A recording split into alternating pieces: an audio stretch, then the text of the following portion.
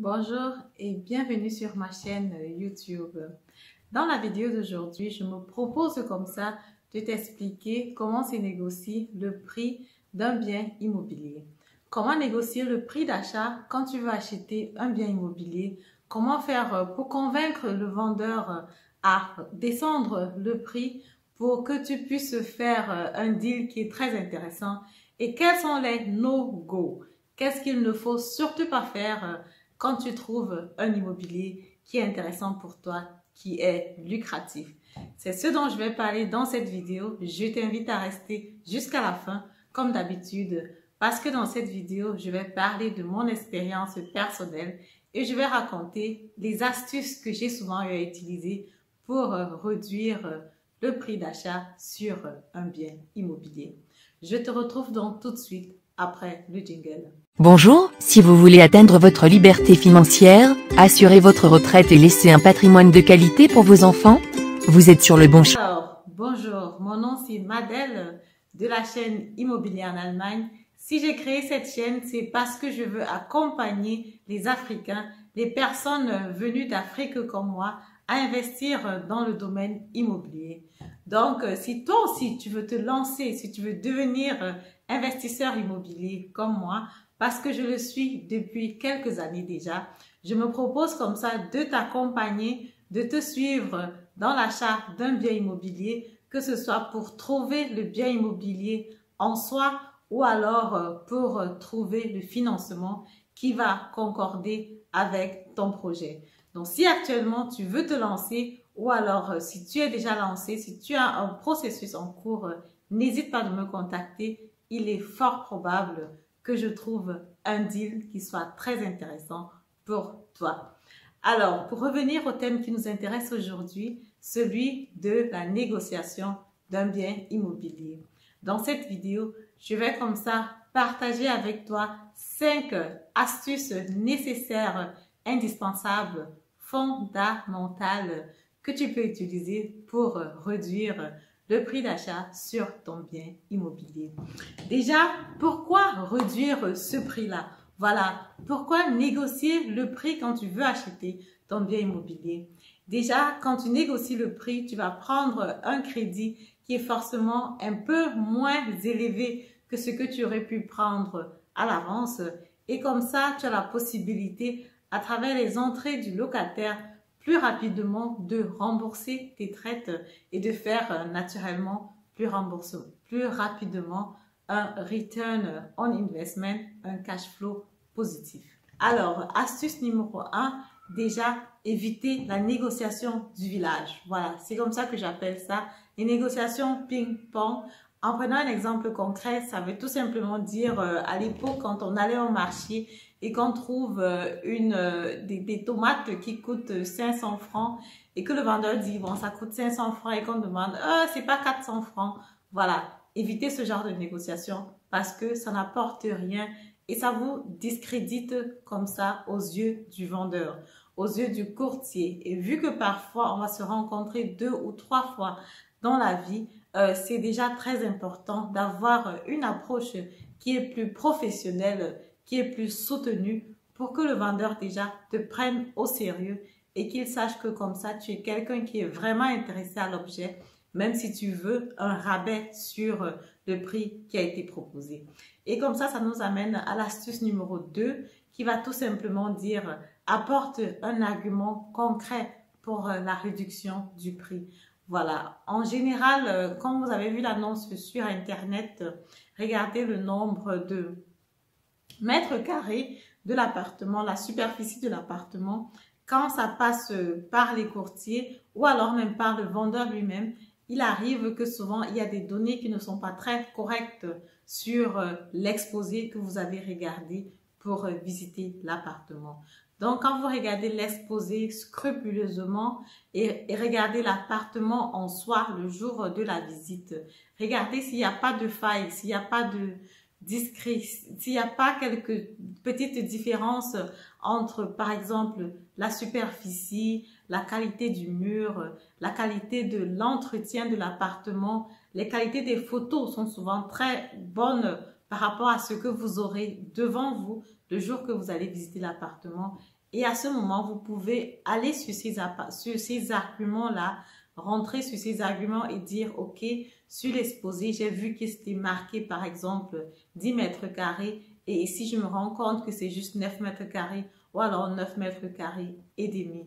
Ou alors, si d'autres points, c'est par exemple, j'ai vu que ça avait été complètement refait, mais à ma grande surprise, je vois que c'est pas vraiment refait. Donc, du coup, vu que ces travaux-là seront sous ma responsabilité, à ma charge, je demande donc un rabais sur le prix qui a été proposé. Quand donc vous procédez de cette façon-là, ça vous permet d'avoir une approche plus professionnelle. Ça permet à l'autre de comprendre pourquoi ce rabais-là et non seulement de dire voilà, je veux un rabais pour avoir un rabais. C'est pas très intéressant. La troisième astuce, c'est déjà de bien connaître le vendeur. Voilà, comprendre la psychologie, la personne qui vend ce bien-là, comprendre pourquoi il vend ce bien-là. Et tout ceci, ça se passe tout simplement par les questions et réponses. Posez beaucoup de questions aux vendeurs. Voilà, comme on dit souvent, celui qui demande, il va avoir la réponse ou alors il va trouver. Mais celui qui ne pose pas de questions, il ne pourra pas avoir l'information. Donc, en général, quand c'est un appartement qui est vendu, peut-être parce que le parent, il est décédé et les enfants, ils veulent rapidement vendre l'appartement, généralement, ils sont plus habilités à faire un rabais sur le prix parce qu'ils veulent, entre guillemets, se débarrasser de ce bien-là. Peut-être parce qu'ils n'ont pas le temps de s'en occuper. Peut-être ils vivent à l'étranger dans d'autres pays et ils ne veulent pas trop que ça traîne. Ou alors parfois, c'est une douleur pour eux de garder cette maison ou cet appartement où leurs parents a vécu et ils veulent se débarrasser de ce bien-là le plus tôt possible. En discutant donc avec eux, en montrant de la sympathie par rapport à leur situation actuelle, vous avez comme ça la possibilité de rabaisser le prix ou alors de faire une proposition de prix qui pourra être acceptée par le vendeur en ce moment-là.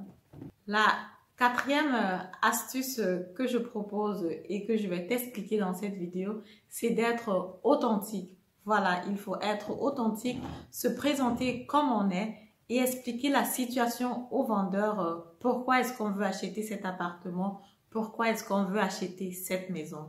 Si je prends l'exemple, par exemple, d'une famille qui veut acheter une maison résidentielle parce qu'ils veulent quitter la ville et aller vivre dans un coin un peu reculé pour que les enfants puissent s'épanouir, puissent profiter du jardin, puissent aller dans une école qui est plus appropriée, qui est au quartier. Quand vous présentez la situation comme ça au vendeur, en lui présentant naturellement votre famille, vos enfants, et en lui disant, OK, notre but, c'est de pouvoir apporter une éducation stable et bonne à nos enfants. Et c'est pour ça que nous aimerons acheter cette maison, mais le prix, il est un peu élevé. Si c'est possible pour vous de nous faire un rabais, que ce soit de 5% ou de 10%, ça sera vraiment très intéressant parce que ici, nous ne voulons pas forcément faire des affaires, mais de trouver un cadre approprié, un cadre familial.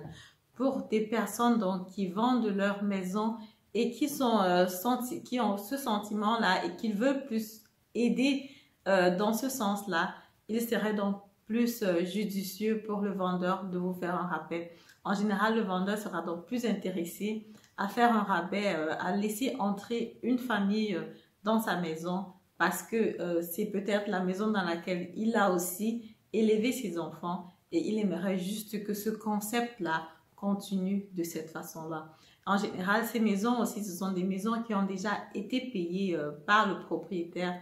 Donc, du coup, les entrées qui vont venir après, ce sera juste un cash flow positif et du coup, la négociation, que ce soit 5 000 € de plus ou alors 10 000 € de moins, c'est pas vraiment ça qui va faire le problème. Et avec un peu de chance, vous pouvez comme ça faire un bon deal en proposant votre prix au vendeur en ce moment-là. La cinquième astuce que je te propose donc aujourd'hui, c'est de savoir quel deal négocier. Ne négociez pas juste pour négocier. Il y a des deals qui sont vraiment intéressants, qui sont vraiment très bien et que ça ne vaut pas la peine de négocier. ou alors de rater à cause de 5 000 ou alors 10 000 euros. Du coup, tu sais bien là, ces deals-là, ce sont des deals qui sont bien placés, qui sont dans des villes estudiantines, qui sont dans les villes où la croissance démographique, elle est là, qui sont dans des villes où on aura toujours forcément quelqu'un, un locataire qui va vouloir vivre dans l'appartement. Ce sont plus souvent les villes estudiantines, comme j'expliquais dans une de mes précédentes vidéos, les villes aussi où on a toujours, où le montant, la valeur de l'immobilier augmente toutes les années. Si vous tombez sur ce genre de deal-là, prenez-le, allez chez votre banquier, faites le financement parce que c'est tout simplement un deal qui est lucratif en ce moment-là.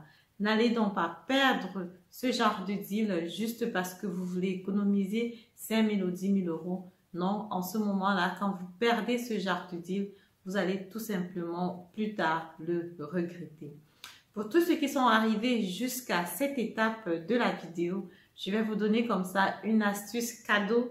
C'est vrai que c'est une astuce que je ne préconise pas beaucoup, mais que certaines personnes utilisent. C'est tout simplement celle de négocier le prix quelques jours avant la signature chez le notaire. Voilà, pour tous ceux qui ont déjà eu à acheter l'immobilier ou tous ceux qui m'écoutent depuis le début, l'achat d'un bien immobilier ici en Allemagne passe par chez le notaire. Donc du coup, quand le vendeur et l'acheteur se sont accordés et que le deal va être fait, un rendez-vous est pris chez le notaire. Et ce que certains acheteurs font, quand ils se disent que, ok, voilà, une semaine avant, ils appellent encore le vendeur parce que naturellement, le vendeur, il a pris 1 mois pour mettre l'annonce sur Internet, pour faire des visites. Et enfin, il a trouvé un acheteur. Et l'acheteur, il joue dans sa carte de la dernière minute en appelant le vendeur et en lui disant, oui, je sais, on a rendez-vous la semaine prochaine chez le notaire. Mais là, j'ai une situation un peu compliquée. Est-ce que tu peux réduire le prix de vente? Voilà, si c'est la vérité, c'est bon. Si c'est juste un trick, c'est pas très correct, c'est pas très honnête. Surtout si on demande une forte réduction à ce moment-là. Mais comme je le dis, il y a des personnes qui utilisent ce genre de technique ou alors de tactique pour réduire le prix d'un achat immobilier. Maintenant, c'est bien de le faire juste si tu es sûr que le vendeur, voilà, s'il comprend ta situation, tant mieux. S'il comprend le problème qui a été posé, il va naturellement vouloir réduire un peu le prix. Il peut aussi réagir autrement et dire que ok, voilà, donc pour récapituler aujourd'hui, j'étais donc proposé 5 différentes astuces que tu peux utiliser pour négocier ton prix sur un bien immobilier. La première, c'est déjà d'éviter les négociations du village, voilà, les négociations ping-pong qui vont aller-retour et qui n'ont pas de sens.